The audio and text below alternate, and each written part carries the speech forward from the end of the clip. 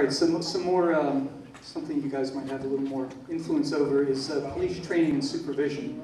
Obviously, it's one of the top stories of the past week. I'll just cite the recent death of Cassandra Wade and her 911 call to police, the chase through the South Side and the hail of police bullets in that chase, and finally the questions about Captain Harper's extended absence from his post. So the concerns are mounting about a lack of supervision, need for better training in the police department, and there are a couple of particulars here. Perhaps a shortage of sergeants, there are too few supervisors in the field, and a looming wave of retirements. So, what should be done to address these concerns about police supervision? It all starts at the top. I mean, I don't care what organization you're in, you need good quality leadership in order to be able to affect the management on the ground. You can look at, going back to Jordan Miles, or looking at the Cassandra Wade case, what is needed, and whether they're riding in a 99 or it's two officers that are pulling up to a home, is number one, standard operating procedures and training, and number two, leadership that comes from sergeants and lieutenants. We lack both. We're trying to get to accreditation, which means that we'll be going after a standard set of standards. But we have broken in these past 7 years away from the consent decree, which was mandated on us by the federal government to have rules and regulations in place. When you start promoting detectives to commanders over sergeants and lieutenants are in line, it breaks morale. When you start to do favoritism within the Bureau, the cops that are the good cops start to feel, well, what should I do about this? You know, it starts at the very top and it works its way down through the ranks. Put in the discipline and the leadership, and when the officer gets dressed in the morning and looks at himself in the mirror, he'll feel he's part of an organization that he believes in.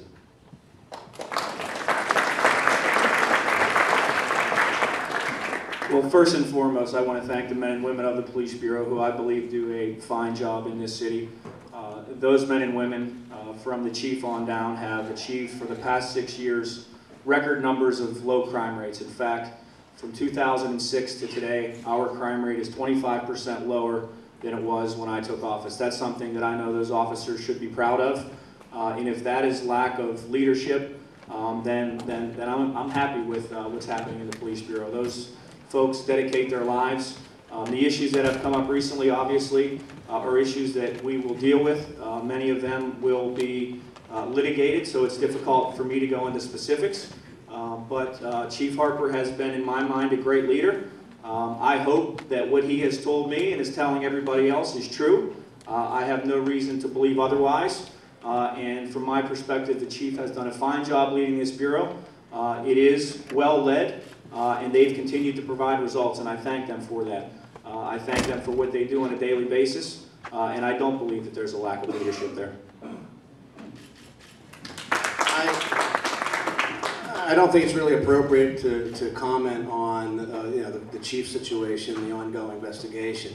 But in general, I think it's important to recognize that what the people of the city demand and what they want out of their government. And that is that the leader of this government hold its hires and its employees to a higher standard. And that's really what I intend to do as mayor. You know, as far as the issues with respect to training, obviously I'm always for training. But the fact of the matter is, at least the facts we've seen so far in the Cassandra Wade case, is that there was training. They've been trained on the issue of warrantless search. They know what to do in that situation, or should. The fact is, that was a failure. It was a failure on the part of the officers there, from everything that's been seen, and so that raises another issue as to, in addition to training, what do you do about those kind of failures that are based on competence? And a mayor has to be ready to make those decisions and take those steps.